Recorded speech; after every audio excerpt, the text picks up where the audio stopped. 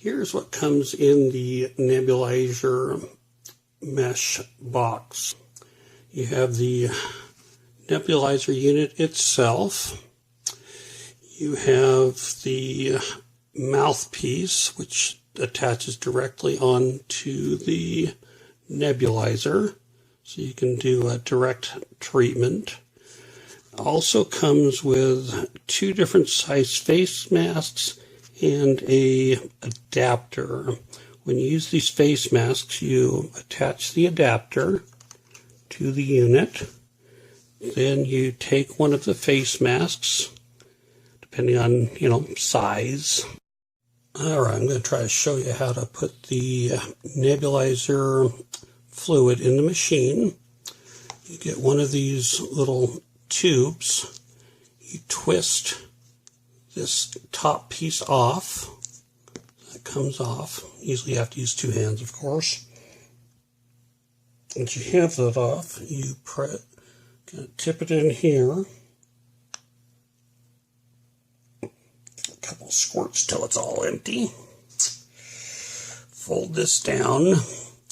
Technically, this tab should be put down all the way, but I'm going to try it without pushing it down all the way because I'm kind of old and it's difficult for me to see. But then we're going to take it over here and just press that. And you can see already the mist coming out of the machine. So it will work without this being down all the way. Again, technically it should be pushed all the way down. And then to get it up, you gotta kind of clip it out. Okay. But yeah, that's it operating here. And just put it up to your mouth and kind of inhale the formula. Turn it off, you press the button again. Okay. For cleaning purposes, the clear plastic piece on the top can be removed. To do that, you press the bottom piece in, and then you push the top piece off. And try that a little bit easier here. This attaches by sliding on to this piece here. Make sure it's fully pressed in, because if you don't have it pressed in all the way, what will happen is when you turn it on, it'll run for like a second and then turn off. You also need to make sure that when you run it, you have liquid inside of it.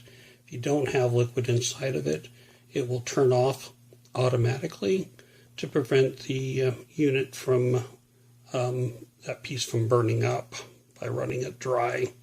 So again, to remove the upper piece, you push this button in, and then this top part slides off. Okay. And then to rinse it off, you pop that up, pull this over, and you can dump out the formula and rinse it off to keep it clean.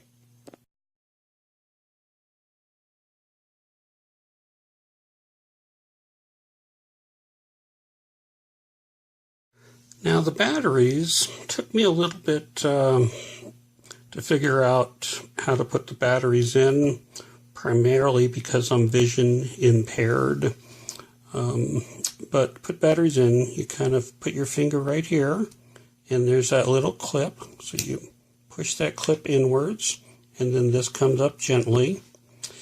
Now the batteries are inserted properly right now.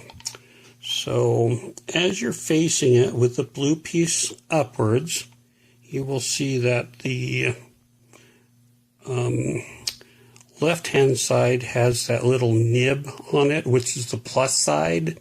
You can also see on here, as the light hits it, there's a plus on the left-hand side, and then the negative is on the right-hand side, which is the flat portion of the battery. So on this side, the flat will be on the upside. On this side, the little nib will be on the upside, indicating that it is the plus. Then you close this down and gently putting it down so you don't break that. You also can run it off the USB. Now the USB is a little 5-volt cable. One end is the standard rectangular USB plug. The other is the small round plug. When using the USB, what you would do is insert this in here and then this into a USB power adapter. Same thing that's used for like micro USB for your adapters for your phone, your Kindle.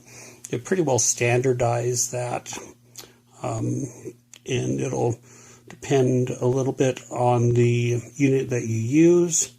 A slow charger might have a little bit more trouble running the nebulizer versus like one of the fast chargers. You can try a couple of different ones to find out which runs the unit best, or just use the batteries.